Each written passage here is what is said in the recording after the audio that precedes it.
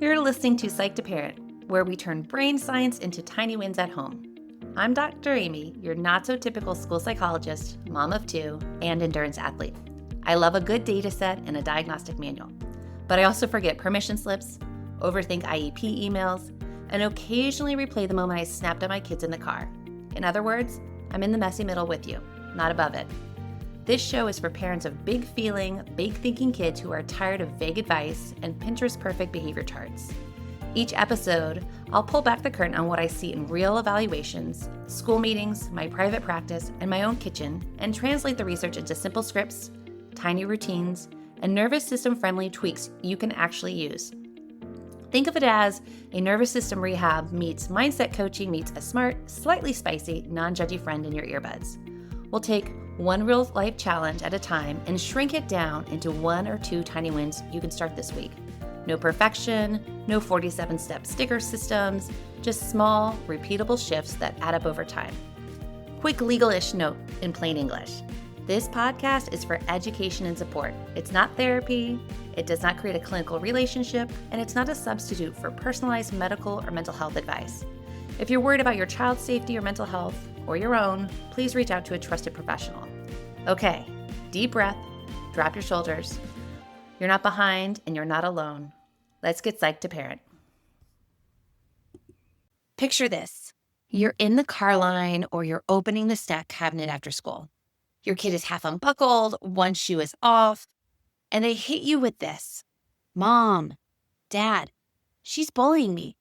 And your whole body does this thing where your stomach drops, your heart rate, it spikes, and you go into this protective parent brain online. And in that moment, you want to fix it immediately. You want names, dates, details. You want a plan.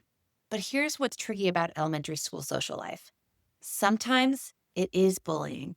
Sometimes it's a bossy friend. Sometimes it's messy kid conflict where boundaries are still kind of imaginary. Here's the line I want you to keep in your pocket today. Not every hard interaction is bullying, and bullying is never just drama. Okay, let's make this usable in a helpful way. Welcome back to Psych to Parent. I'm Dr. Amy, school psychologist, parent coach, and mom of two. In this episode, we're talking about bossiness, bullying, and boundaries with friends, especially in unstructured time. Things like recess, the playground, lunch, bus line, sidelines at sports, and that part of the play date where adults are technically nearby, but not actually right there. Because we can't be everywhere, and our job is not to run recess court from our kitchen table. Our job is to teach skills early so our kids get real reps in elementary school. And then by the time they hit middle school, this isn't something that's brand new. Here's my promise to you. You're going to leave this episode with a sorting framework and scripts that help your child advocate for themselves without you having to referee every playground injustice. First, we have to talk about the he said, she said trap, because I think this is where a lot of parents get stuck. Now, parents often get one witness, our kid. And I want to be clear, your kid is not making it up. They're telling you the truth of how it felt. And they're also elementary aged humans. Their memory is developing. Their perspective is partial. Their feelings are big and they don't always see the whole landscape, especially what they brought to the interaction. Now, here's my gentle hot take. Sometimes kids will tell you what someone else did, and they don't always recognize their own part in the sequence. Not because they're manipulative, because that's how kid brains work. So we're going to do what we do in schools. We don't make decisions off of a single data point. We look for trends, we look for patterns, and we build skills. And if you're thinking, why does this always happen at recess? Yes, let's actually name why that is the case. Now, here's a little brain nugget for you. Unstructured time is basically a social lab with fewer adults and a lot of moving parts. Kids are negotiating all sorts of things. There's rules of the game, who gets included, who gets to decide, who sits where, who's in, and who's out. And then how to bounce back from tiny slights. And when a kid feels excluded or controlled, their nervous system can read that as a threat. So you'll hear big language like, bullying. Everyone hates me. I'm never going back. She's not my friend. He's mean. Now, this isn't because your kid is dramatic. It's because belonging is wired into the brain as safety. So we're going to do two things at the same time: validate the feeling and sort the lane. Before the decision tree, I have one developmental reframe that parents need in late elementary school. When kids are little, we teach be friends with everyone. However, by second, third, fourth grade, that needs an upgrade. It becomes we are kind and respectful to everyone. We can be friendly to everyone, but we don't have to be friends with everyone. Friendly is required, friendship is optional and mutual. If you want a kid-friendly line, try this. I can be kind to you and still choose a different friend to play with. That's not mean. That's a boundary. Okay, now we build the framework, the part you can actually use when your child says, she's bullying me, and you have 12 minutes before homework and soccer practice. We're going to sort this into 3 lanes: bossy skill gap, boundary breaking, where they need coaching and monitoring, and bullying safety issue, where there's a 2-track plan. And a reminder, just say this with me: not every hard interaction is bullying, and bullying is never just drama. Let's define each lane with the specific boundaries you see in elementary school: controlling, excluding, threats, and then the stuff that crosses into harm. So lane 1 is the bossy lane, where we are looking at a skill gap. Bossy often sounds like you have to do it my way. You have to be the baby. No, you can't be the leader. If you don't do it this way, I'm not playing. Bossiness is usually about control. And in elementary school age kids, control is often a strategy for managing uncertainty, big feelings, or flexible thinking challenges. This lane is often coachable with some flexibility, turn taking, negotiation, joining play without controlling it, and basic boundary scripts. Now, this is important. Bossiness can still hurt our kids' feelings, and we're not going to minimize it as parents. We're just not calling it bullying automatically.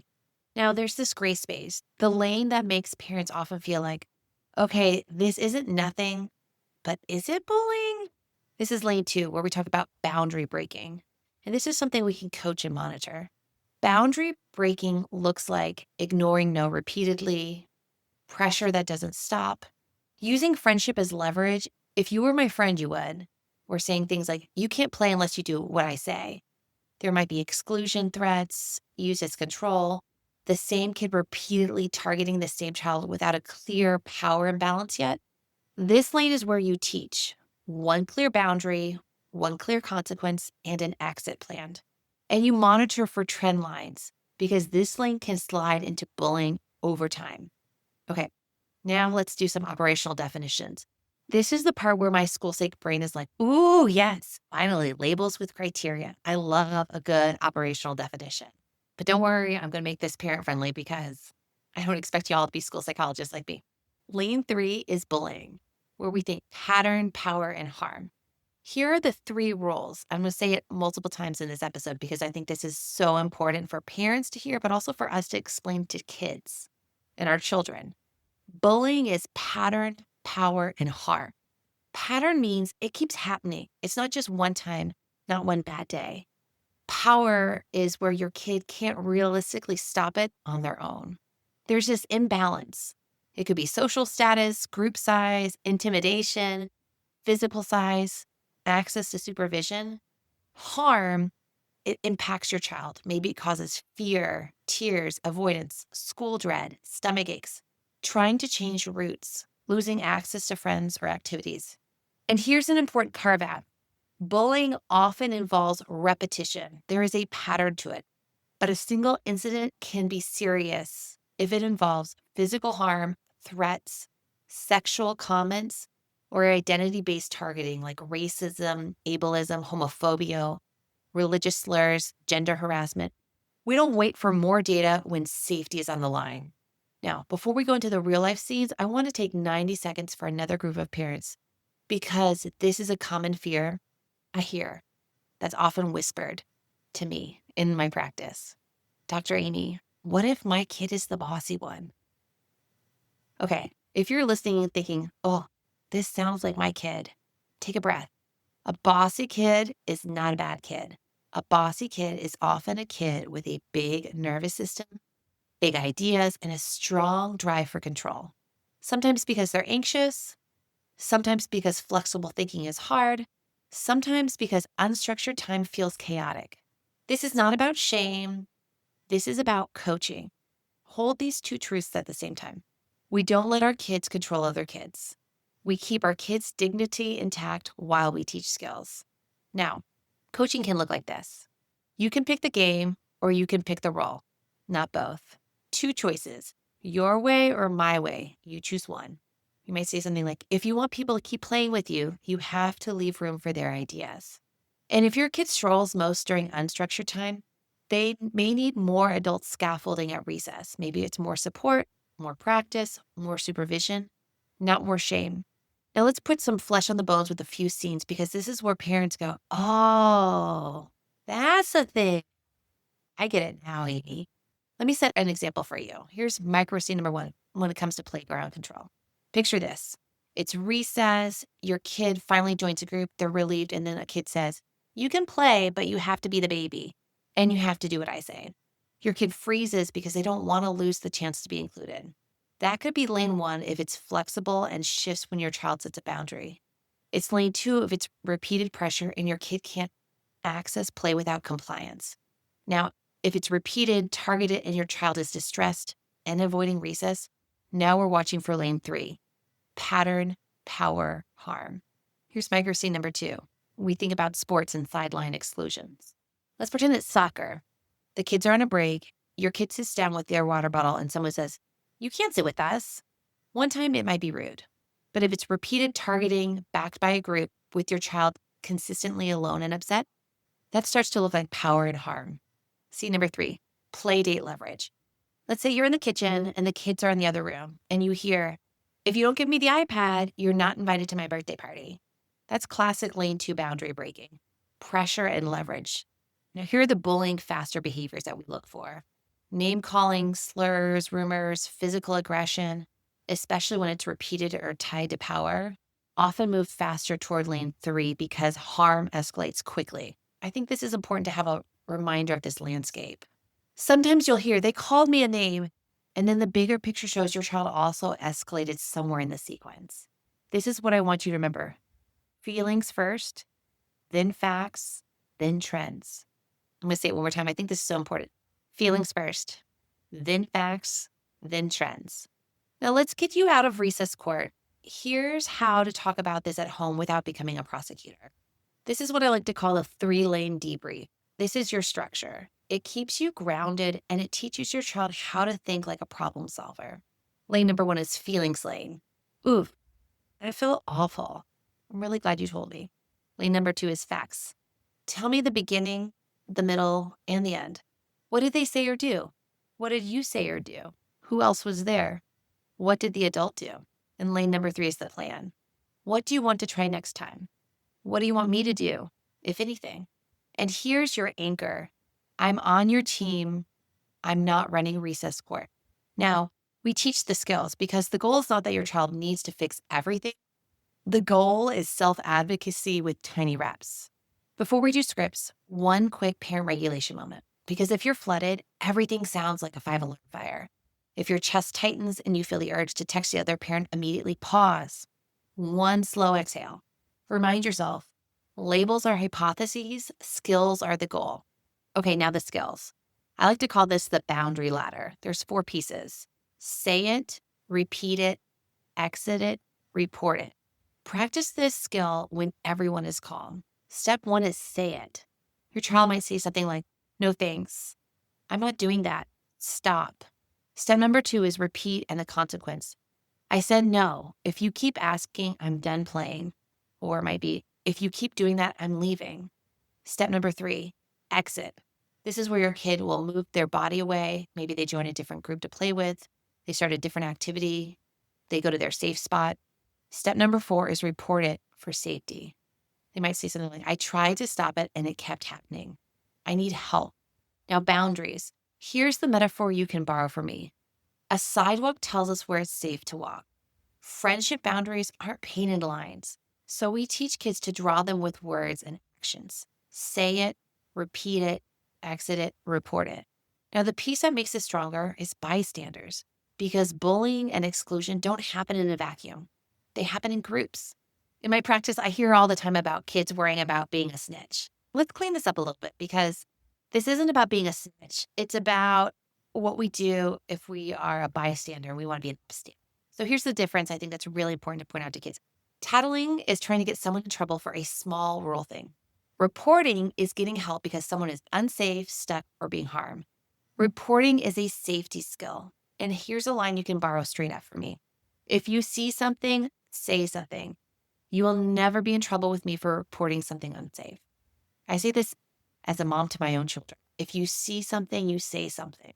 We're still working on this skill in my house. I want my kids to be advocates and allies for others and to stand up, especially if there are no other adults around. But in order for me to help them do that, I have to give them words to do it, and I have to give them the confidence to use the skills when they need them.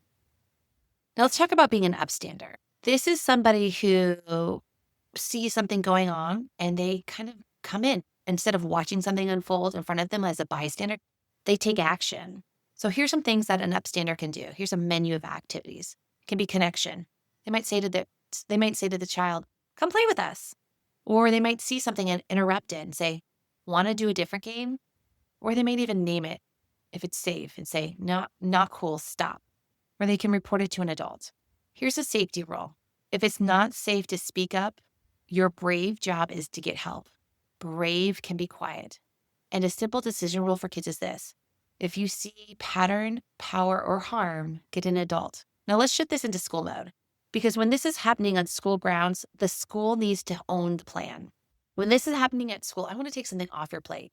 You do not have to manage this by confronting the other family. If it's happening on school property during school time, keep it in the school lane. Bring your data to the school and partner on an action plan. Here's what to say. Something is happening during unstructured time that is affecting my child's sense of safety and their willingness to come to school. I'm not here to label my child. I'm here to share the pattern we're seeing and create a plan to keep my child safe while this gets addressed. And if you want the rule of 3, you can say this. I'm seeing pattern, power, and harm. It's repeating. My child can't stop it on their own, and it's impacting their day. Here's a boundary sentence for you. I'm going to keep this in the school lane so there's one coordinated plan.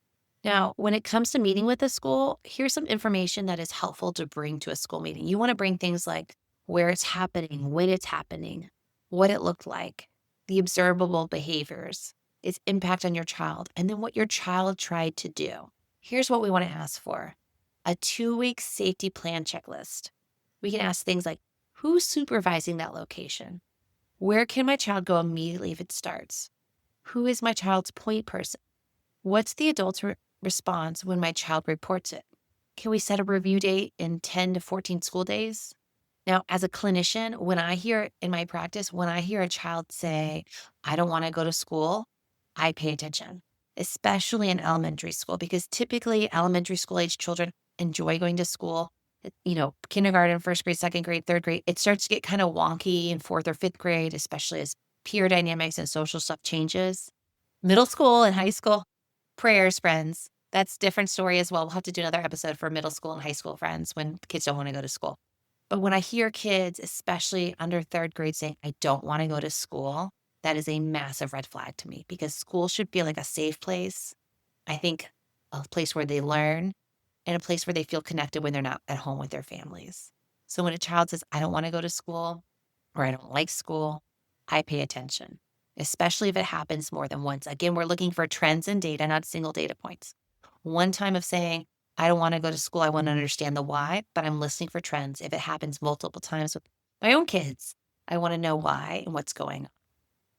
All right, let's talk.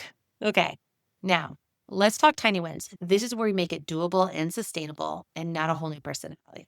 Remember, pick one is enough.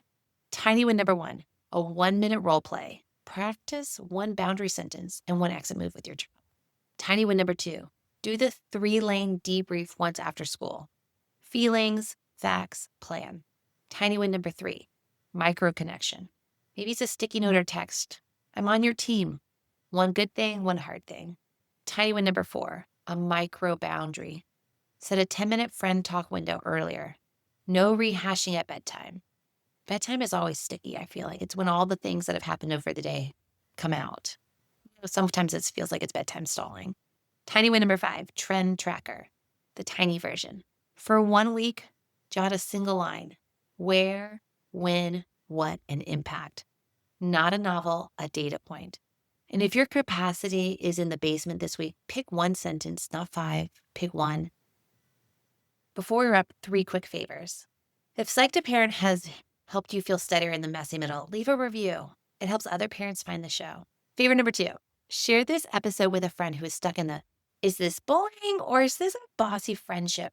And favor number 3, grab the Hurricane Big Feelings resource guide, so you have the words for what to say when your child is deep in their feelings. It's linked in the show notes. All right, let's close the loop and send you back to your very real life. Today was about sorting the lane without turning your kitchen table into a recess court. That moment when your kid slumps in the car seat and says, she's bullying me, and it can flip your nervous system into protective mode. Now you have a way to slow it down. Friendly versus friends, a 3-lane decision tree, and that simple rule of 3, pattern, power, harm. So you can respond with both compassion and clarity. And you've got scripts for unstructured time, recess, sidelines, playdates, where the rules aren't painted like a sidewalk. So if this is your week, start small. Do 1 3-lane debrief. Practice 1 boundary sentence while you're packing lunch. Teach the exit plan like it's a routine, not a punishment. And if your kid is watching something go down at recess, remind them. Reporting is a safety skill, not snitching. If you see something, say something. And you're never in trouble for speaking up. These skills are built in micro reps. And elementary school is exactly the right time to start. And the next time you sit at that tiny round table, in that tiny chair, remember, schools have expertise, and you are the expert on your child. Your insight is not extra, it's essential. You're not behind. You're building a partnership. And you're building skills, yours and theirs.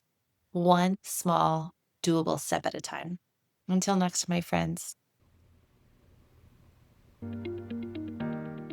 Thank you for hanging out with me on Psych to Parent. I'm Dr. Amy, your not-so-typical school psychologist, and I'm genuinely glad you're here doing this work instead of quietly white-knuckling it and blaming yourself. Your tiny win from today's episode is simple. Do not overhaul your entire parenting style. Pick 1 idea, 1 sentence, or 1 tiny shift and try it in a low-stakes moment this week. Then notice what changes, even if it is just by 1%. If you want more support, head over to psychtoparent.com. You'll find show notes, simple scripts, and parent-friendly guides that go with these episodes. While you're there, make sure you join the Tiny Wins mailing list so you get weekly brain-based tips, real-life examples from my work with families, and first dibs on new workshops and resources. It's the easiest way for us to stay connected beyond the podcast. If this podcast was helpful, it really does matter when you tap follow or subscribe. Leave a quick review or text it to a friend who is parenting a big-feeling, big-hearted kid too. This podcast is for education and encouragement.